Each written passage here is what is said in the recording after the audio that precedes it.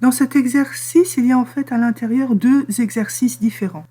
Alors tout d'abord, on vous donne ce nombre réel x avec une infinité de décimales derrière la virgule et vous voyez apparaître un motif qui se répète, un 34, 34, il se répète une infinité de fois. Donc c'est ce qu'on appelle une écriture décimale périodique. Et on va montrer que ce nombre réel, en fait, c'est un nombre rationnel. On pourra l'écrire sous forme d'un quotient de 2 entiers. Alors, ce n'est pas un résultat propre à cet exemple particulier, c'est vraiment un phénomène beaucoup plus général. Pour n'importe quel nombre réel avec une écriture périodique, ce nombre réel, en fait, sera un rationnel. Et même si les premières décimales font un petit peu n'importe quoi, et que c'est seulement un petit peu plus tard que ça se stabilise, il suffit qu'à partir d'un certain rang, vous voyez apparaître un motif qui, à partir de là, n'arrête pas de se répéter. Et donc ça, c'est ce qu'on appelle une écriture décimale périodique à partir d'un certain rang. Et bien, ces nombres réels-là, eux aussi, en fait, c'est des rationnels. Alors, par exemple, si on regarde le nombre réel bien connu, le nombre pi qui intervient partout en trigonométrie, donc sur ma chaîne, vous pourrez trouver quelque part une vidéo où on montre que ce nombre réel n'est pas rationnel, c'est un irrationnel. Alors, il possède une écriture décimale avec une infinité de décimales derrière la virgule. Bon, on ne les connaît pas toutes. Et bien, même sans connaître en détail ces décimales, vous pouvez affirmer que cette écriture décimale ne sera jamais périodique, même à partir d'un certain rang. On pourrait s'imaginer qu'en allant, je ne sais pas, au rang 50 ou encore plus loin au rang 300 ou au rang 400 millions, qu'à la fin ça finirait par se stabiliser. Eh bien non, ce nombre pi ne peut pas avoir une écriture décimale périodique, même à partir d'un certain rang, même un rang très éloigné, parce que s'il avait une écriture périodique à partir d'un certain rang, eh bien il serait rationnel, et ça, j'ai démontré de façon séparée que c'est faux. Dans la deuxième partie de l'exercice, c'est la démarche inverse.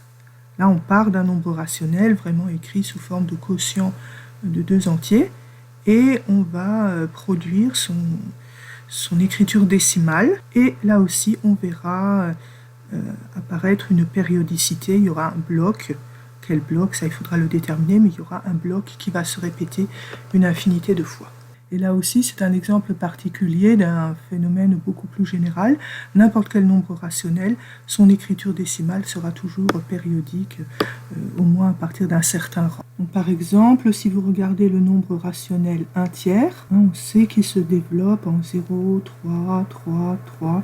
Voilà, il y a le bloc 3 qui se répète une infinité de fois derrière la virgule. Si vous prenez le nombre rationnel 1 demi, alors son écriture décimale, c'est 0,5. Vous allez me dire, bon, il n'y a pas de bloc qui se répète. Ah ben si, il suffit tout simplement de rajouter une infinité de 0 et ça ne change strictement rien. Donc là, c'est le bloc 0 qui se répète une infinité de fois. Donc la périodicité, elle ne démarre pas tout de suite au premier rang derrière la virgule. Elle démarre sur la deuxième décimale. Donc à partir du rang 2, il y a périodicité. Donc en résumé, pour bien retenir le résultat général, vous avez l'ensemble des nombres rationnels d'une part, et si d'autre part vous avez l'ensemble des nombres réels possédant une écriture décimale périodique au moins à partir d'un certain rang, eh bien en fait ces deux ensembles sont absolument identiques. Donc les nombres irrationnels, ce sont les nombres réels dont l'écriture décimale n'est jamais périodique, comme par exemple le nombre pi ou bien le nombre e qui intervient avec la fonction exponentielle et la fonction logarithme. Là aussi, vous avez une vidéo sur cette chaîne où on montre que ce nombre e n'est pas rationnel. Donc même sans connaître en détail ses décimales, vous pouvez affirmer que son écriture décimale ne sera jamais périodique, même à partir d'un certain rang, même en allant très très loin. Alors ce nombre réel x, on va le découper en petits morceaux. On va déjà isoler la partie entière. 2. Le premier bloc 34, derrière la virgule, je peux l'écrire 0,34. Le deuxième bloc 34 s'écrit de cette façon-là, 0,0034. Le troisième bloc 34, on va l'écrire de cette façon, avec d'abord 4 zéros derrière la virgule, et puis 34. Et ainsi de suite, pour chacun des blocs 34, Le 0,34, on peut l'écrire aussi comme 34 fois 10 moins 2. Le terme suivant correspondant au deuxième bloc 34, on peut l'écrire comme 34 fois 10 moins 4. Le troisième motif 34, on peut l'écrire sous la forme 34 fois 10 moins 6, puisque la décimale 4, elle est posée sur la sixième position après la virgule. Bon, puis ça continue avec tous les autres termes derrière de la même façon. Maintenant, on va mettre 34 10 moins 2 en facteur. Ça fait 34 10 moins 2 facteur de 1 pour le premier terme. Facteur de 10 moins 2 pour le deuxième terme. 10 moins 2 fois 10 moins 2, ça fait bien le 10 moins 4 qui est là. Facteur de 10 moins 4 pour le troisième bloc, le bloc en vert. 10 moins 4 fois 10 moins 2, ça fait bien 10 moins 6. Et puis, il y aurait d'autres termes, 10 moins 6, 10 moins 8, plein de puissance de 10 avec toujours des exposants pairs. Et ne pas oublier les petits points à la fin de la ligne pour bien indiquer qu'il y a une infinité de termes. Alors maintenant, le contenu de cette parenthèse, il y a moyen de l'écrire de façon plus compacte. Donc tous les termes qui apparaissent, c'est tous des termes de la forme 10 moins 2k, avec k des entiers. Mettons pour k égale 0, ça fait le terme 1. Pour k égale 1, ça fait le 10 moins 2. Pour k égale 2, ça fait le 10 moins 4. Pour k égale 3, ça fait le 10 moins 6, et ainsi de suite. Et donc, il faut additionner tous ces termes. Et pour bien recouvrir tout le contenu de la parenthèse, il faut sommer tous les termes 10 exposant moins 2k pour tous les entiers k dans n. Alors cette notation sigma, elle est peut-être un peu nouvelle pour vous en première année. Vous avez déjà rencontré souvent des notations sigma où on avait des sommes comportant un nombre fini de termes. Mais ici, la nouveauté, c'est que vous avez une somme avec une infinité de termes. Donc il faut donner un sens à cette notation, faire connaissance avec cette notion, parce qu'en deuxième année, dans le cours sur les séries numériques, séries de fonctions, séries entières, séries de Fourier, vous aurez ces notations-là à tous les coins de rue. Alors, pour donner un sens à cette notation de somme avec une infinité de termes, on va faire appel à quelques notions sur les suites géométriques que vous avez étudiées au lycée. Donc, pour définir une suite géométrique, il nous faut une constante A fixée. A, c'est un nombre réel ou éventuellement complexe. Les termes consécutifs de notre suite géométrique, donc on va avoir A puissance 0, c'est-à-dire 1, A puissance 1, c'est-à-dire A puissance 2, A puissance 3, A puissance 4, c'est tous les termes consécutifs de la suite géométrique de raison A. La raison, c'est le nom qu'on donne à cette constante. Et puis, imaginons qu'on aille comme ça jusqu'au terme A exposant n, avec n, un entier. Donc là, vous avez la succession des n plus 1 premiers termes de cette suite géométrique de raison A. Et imaginons qu'on additionne tous ces termes. Mettons que cette somme, je l'appelle Sn.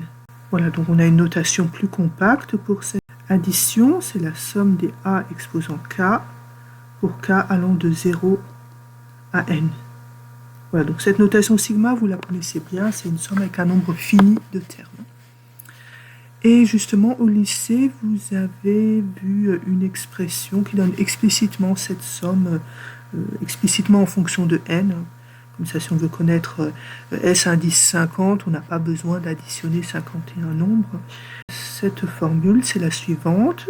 C'est une fraction rationnelle avec 1 moins A au dénominateur, bon, en supposant que A soit différent de 1. Et au numérateur, vous avez 1 moins A, le nombre de termes dans cette somme, c'est-à-dire n plus 1. Jusqu'ici, n était fixé. Donc on va voir maintenant, est-ce qu'on peut faire tendre n vers plus l'infini. Donc ça sera possible dans le cas où A, en valeur absolue, est plus petit que 1, strictement. Ou bien si c'est un nombre complexe, on parlera du module de A au lieu de la valeur absolue. Alors dans ce cas, le terme A exposant n plus 1 va tendre vers 0. quand n tend vers plus l'infini. Donc, vous aurez Sn qui va tendre vers donc 1 moins 0 sur 1 moins a. Voilà, donc la suite Sn admet une limite finie et on arrive très bien à la calculer.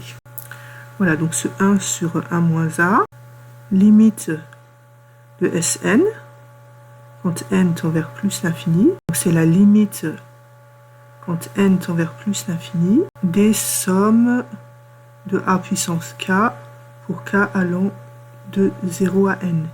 Si on fait tendre n vers plus l'infini, ça veut dire que dans la somme, il y aura de plus en plus de termes. Dans la somme, on va avoir tous les a puissance k pour tous les entiers k. Donc ça fait apparaître la notation qu'on avait ici en bleu dans l'expression de x. On va se retrouver avec la somme des a puissance k pour tous les entiers k. On note ça aussi, la somme des ak pour k allant de 0 à plus l'infini. Voilà, donc cet argument, ça permet de donner vraiment un sens tout à fait rigoureux à cette notation sigma où on a une infinité de termes dans la somme. Et donc, il suffira, pour obtenir la valeur de x, eh bien, il suffira d'appliquer ce résultat avec a égale 10 moins 2. Avec ce choix de la valeur 10 moins 2 pour la constante a, dans l'expression de x, on va obtenir donc 2 plus la somme dans la parenthèse, ça sera tout simplement 1 sur 1 moins 10 moins 2.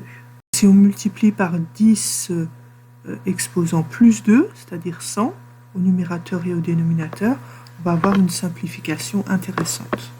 On aura 2 plus 34, donc je multiplie par 10 puissance plus 2 au numérateur, au dénominateur, donc je vais avoir 10 puissance 2 moins 1 ici. Donc ce qui va faire 2 plus 34, donc au dénominateur j'ai 100 moins 1, c'est-à-dire 99. Donc si je veux mettre tout au même dénominateur 99, donc là je vais avoir 2 fois 99 plus 34, c'est 198 plus 34, ça va faire au total 232 sur 99. Alors on termine par une petite vérification à la calculette. Donc le nombre rationnel qu'on vient de trouver, numérateur 232, je divise par 99. Est-ce qu'on retombe bien sur le nombre qui vous avait été donné au départ dans l'énoncé? Oui, c'est tout à fait ça, 2, 34, 34, 34. On voit bien la périodicité avec le motif 34 qui se répète jusqu'à l'infini. Alors dans cette question, on doit étudier le nombre rationnel 3/7 et découvrir son écriture décimale. Alors pour ça, ce qu'on va faire, c'est diverses divisions euclidiennes par le nombre 7. Donc par exemple, le nombre 3, on peut l'écrire comme 7 fois 0 plus 3. Donc 0 c'est le quotient de la division euclidienne et 3 c'est le reste. Donc bien garder en tête que le reste de la division euclidienne, c'est toujours un entier, strictement plus petit que le nombre par lequel on divise. Donc là, les valeurs possibles pour le reste, ça sera 0, 1, 2, jusqu'à 6 au maximum. Alors ce qu'on va faire, c'est écrire diverses divisions euclidiennes en surveillant bien le reste. Ici, on a un reste égal à 3. Donc il y aura différents restes, mais vu que les restes n'ont qu'un nombre très fini de valeurs possibles, eh bien, au bout d'un certain nombre de divisions euclidiennes, on va retomber sur un reste qu'on avait déjà. Et c'est ça qui nous donnera la solution. Voilà, donc la division de 3, bon, c'était pas très intéressant. Alors on va multiplier par 10, on va regarder la division de 30 par 7. Bon, par exemple, on peut dire c'est 7 fois 4, 28, donc il faut rajouter 2. Donc là, le quotient c'est 4 et le reste c'est 2. Alors on continue. Mettons avec 300, alors qu'est-ce que c'est que 300? C'est 7 fois 40 plus 20. Et on va faire une division euclidienne sur 20. 7 fois 2, 14, donc il faut rajouter 6. On va rassembler tous les termes qui ont 7 en facteur, donc on a 40 plus 2, donc ça va nous faire 7 fois 42 plus 6. Donc on surveille les restes, 3, 2, 6, pour l'instant il n'y a pas encore de répétition. Alors on multiplie encore une fois par 10, donc là on se retrouve avec 3000, ça nous fait 7 fois 420, plus 60. Et le 60, à son tour, on va lui appliquer une division euclidienne par 7. 7 fois 8, ça fait 56, plus 4, pour arriver jusqu'à 60. Donc de nouveau, on regroupe tous les termes qui ont 7 en facteur. Donc on a 420 plus 8, ça va nous faire 428. Et le reste, 4. Pour l'instant, il y a des restes à chaque fois différents. On continue toujours le même processus. À chaque étape, on multiplie par 10. Donc là, on en est à 3 fois 10 puissance 4. Ce qui nous fait 7 fois 4280 plus 40. De nouveau, 40, on lui applique une division euclidienne par 7. Plus 7 fois 5, 35. Et il faut rajouter 5. Comme toujours, on met en facteur 7 devant 4280 et puis 5. Donc on a du 4285 et le reste 5. Toujours aucune répétition au niveau des restes. Une fois de plus, on multiplie par 10. Donc à gauche, ça nous fait du 3 fois 10 puissance 5. Et à droite, j'ai 7 fois... alors là, ça me fait du 42 850 plus 50. 7 fois 7 plus 1. 49 plus 1. 7 fois donc 42 857 plus 1. Encore une fois, on multiplie par 10. Donc là, je suis à 3 fois 10 puissance 6. Donc on a 7 fois 428 570 plus 10. Et de nouveau sur ce terme, on va faire une division euclidienne par 7. Donc 10, ça nous fait 7 fois 1 plus 3. Donc on obtient du 7 fois 428 571 plus 3. Voilà le reste, plus 3. Et enfin, voilà, il y a le processus qui boucle. On retombe sur un reste qu'on avait déjà précédemment. À partir de là, on va pouvoir maintenant faire apparaître le développement décimal de la fraction 3 septième. On va commencer par se débarrasser du 10 puissance 6 qu'on avait artificiellement apporté à gauche.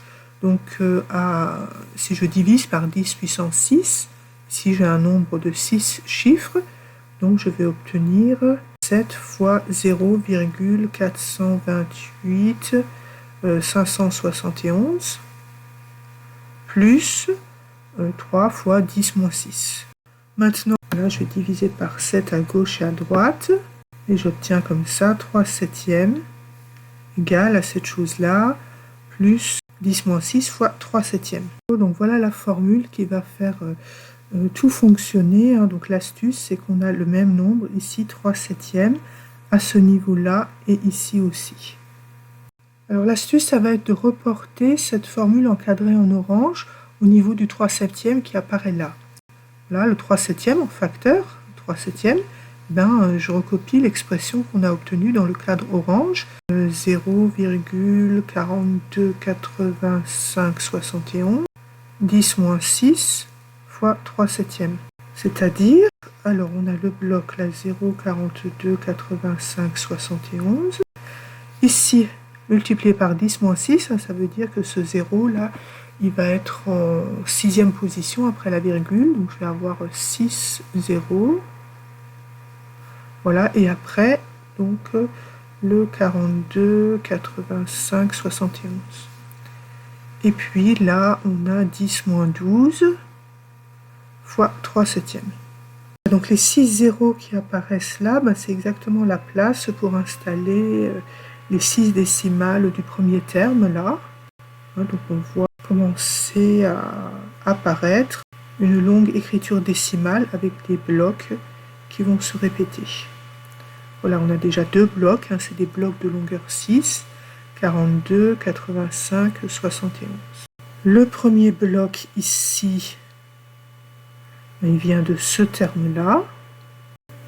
Et le deuxième bloc ici, il vient de ce terme-là. Donc maintenant, le 3/7 ici, si je le replace par le bloc en orange, je recopie. Alors, on avait déjà un premier bloc 42, 85, 71. On avait aussi une deuxième fois ce même bloc. Et maintenant, il va ici apparaître une troisième fois, plus un terme en 10 puissance moins 18 fois 3/7. Et ce 3/7 là, une fois de plus, il faudrait injecter la formule du cadre en orange. Et ainsi de suite, le processus se répète à l'identique. À chaque étape, on a un bloc de plus qui se rajoute, hein, ces fameux blocs de longueur 6, 42, 85, 71, 42, 85, 71, là il y en aura encore un autre de plus, et puis je mets plein de petits points pour dire que ça continue jusqu'à l'infini, ce même bloc qui se répète de façon périodique. Alors pour terminer, on va se faire une petite vérification à la calculette. Voilà, on va faire 3/7, hein, donc 3 divisé par 7. Et effectivement, vous voyez bien le bloc 42, 85, 71, 42, 85, 71. Ça permet de se corriger facilement.